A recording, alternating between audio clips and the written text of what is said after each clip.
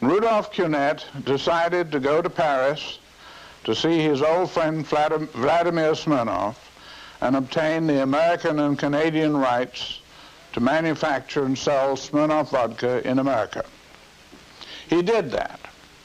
And with the rights obtained, of course, the so-called secret manufacturing process which Vladimir had acquired from his family in Moscow before the Russian Revolution and had brought with him to Paris, and was then making Smirnoff vodka in Paris in 1933.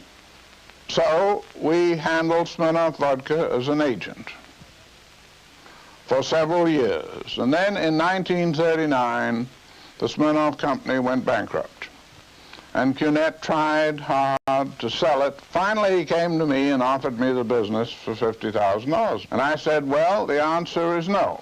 In the first place, it isn't worth $50,000. And in the second place, Heublein doesn't have $50,000. Kunnet said, well, I understand that, so I'll make you a proposition. He said, we rent our factory in Bethel, so there's no liability there. We have equipment that is depreciated at $14,000. I will sell you the business for the depreciated value of the equipment. You can move it to Hartford, Connecticut, where you have a factory anyway. And then in addition to that, I would expect to have a job with Heublein of some consequence, and I need $6,000 a year to live on. And then in addition to that, he said, I would expect a small royalty to my stockholders, who this way will get nothing. And the royalty should extend for 10 years and be paid on sales and amount to 5% of the sales price less the federal tax. So I said, all right, you have a deal. And that's how, by accident, Heublein got involved in making and selling Smirnoff vodka in the United States. But in order to be an important brand in America, it had to have international sales. And so Kunnet obtained from Mrs. Smirnoff, living in Nice, France, the so-called international rights. But they never appeared to me to be too valid. And so in 55 or 56, we decided to buy the Smirnoff Company of Paris, which would automatically give us world rights to Smirnoff vodka. A man by the name of Zaref had bought the Smirnoff Company of Paris from the estate of Vladimir Smirnoff, who died in the 30s. He was running it, and through Kunnet's introduction, I told him I would like to buy his company. He said, all right, I'm willing to sell you on the following conditions. The price is $25,000. I want $1,000 a month for myself and my wife as long as we live, and I want you to rebuild the Greek Orthodox Church in Paris so that it is usable. We agreed to all three, and therefore owned the Smirnoff Company of Paris, giving us world rights on Smirnoff vodka. Those world rights today are quite valuable because Smirnoff, outside the United States, sells some 5 million cases a year, and the royalties amount to about $1 a case. When we bought the Smirnoff Company, we had no idea as to what we were going to do with it, and we had no idea of what we were going to do with Rudolf Kunnet. His job was advertising manager of Heublein. And early on in '39, he came to Hartford and said, how am I going to earn the $6,000 a year you're paying me? I'm advertising manager. What does that mean? And I said, I really don't know. You just take care of the advertising, such as it is. But I'll give you a suggestion that the first thing you do is to change the Smirnoff label and package so that it says Smirnoff and not just vodka. This was done in a very intriguing way, and you can see where by putting a strip label with Smirnoff on it on the bottle changed the whole complexion of selling vodka. We weren't just selling vodka, we were selling Smirnoff vodka. If Smirnoff was to have a chance of competing with whiskey in America, it had to be as a mixer.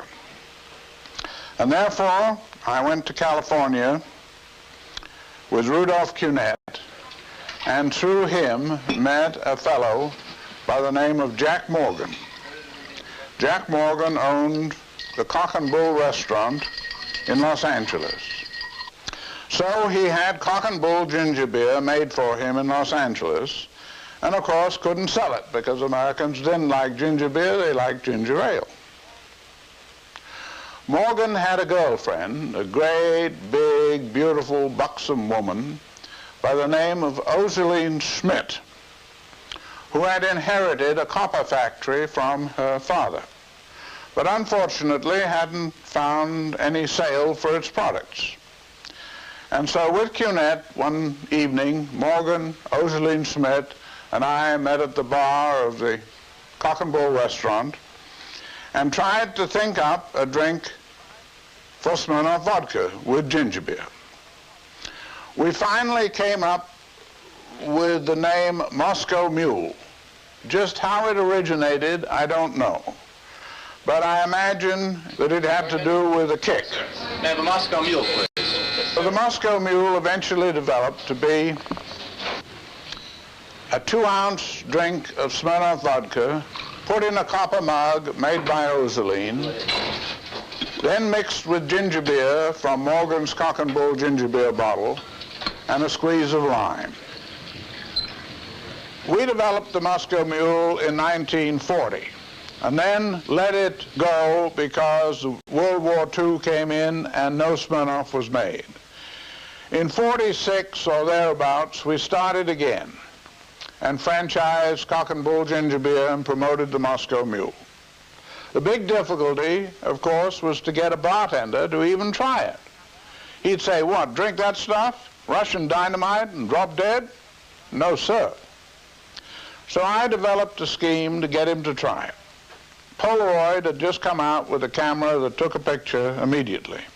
I bought one, and I'd go into a bar with a Moscow Mule mug, a bottle of Smirnoff, a bottle of Cock and Bull ginger beer, and offer to make the bartender for free a drink if he would just try it.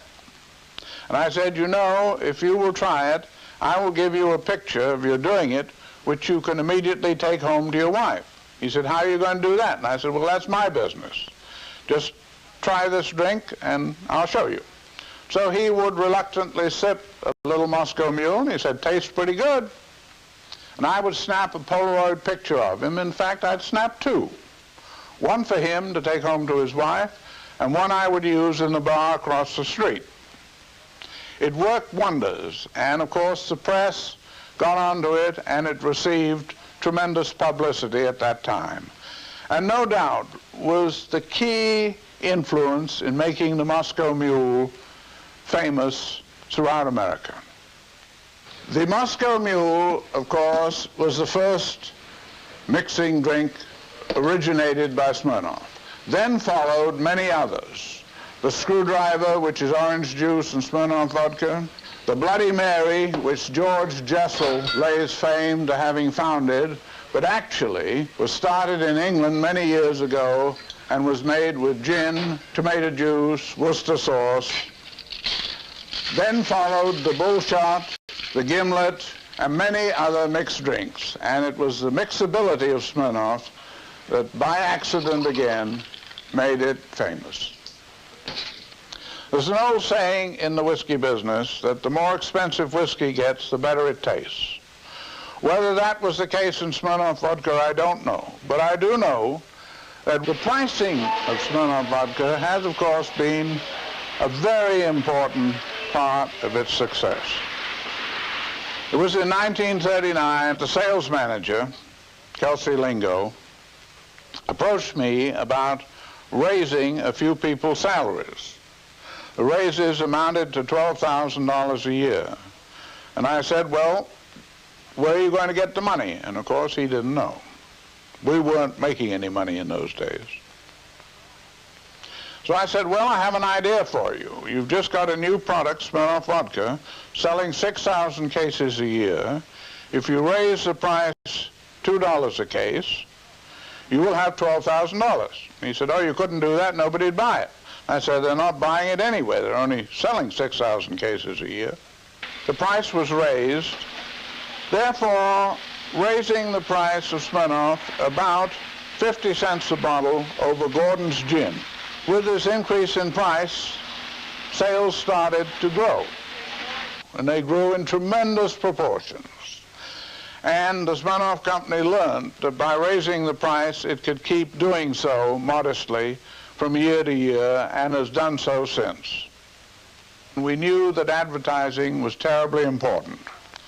Kunnet had started with just using Russian crowns and that kind of thing, and it really didn't make an impression. Milton Goodman of the Gumbiner Agency had the idea of advertising liquor on quite a different basis. And he came up with the original ad of the driest of the dry, which was a Smirnoff martini taken in the desert.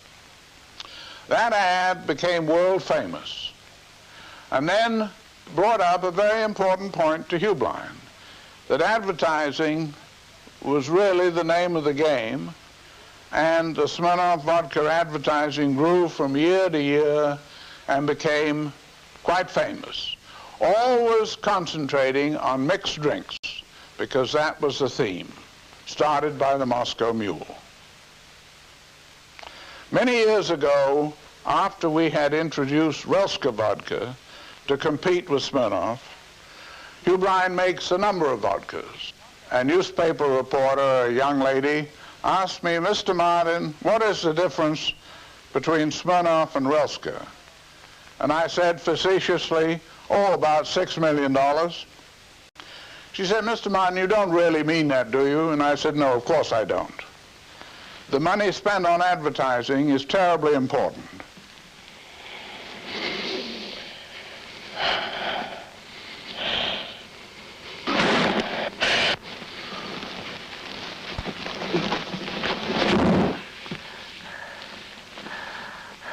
I used to take them home to Mummy, until I discovered Smirnoff.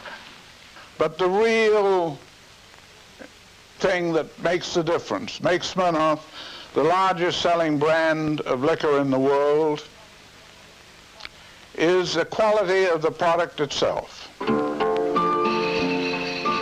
Smirnoff vodka, from Russia to America. Just as it had been a household name in Imperial Russia, it has now become a household name in America and the world over. The production process, though considerably modernized, the formula remains the same today and carries its mark of excellence in an unbroken link with the past.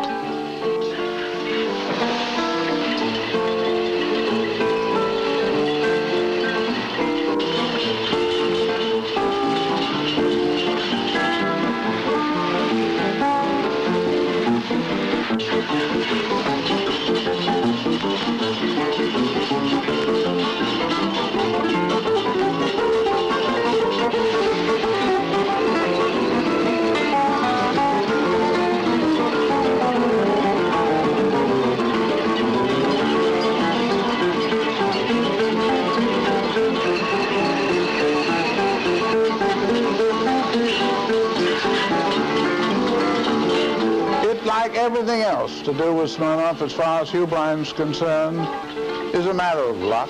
Yes, the whole thing, the buying of the business, the invention of the Moscow Mule, was all luck, or hunch, or whatever you want to call it. We owe it entirely to good fortune, not to any great genius.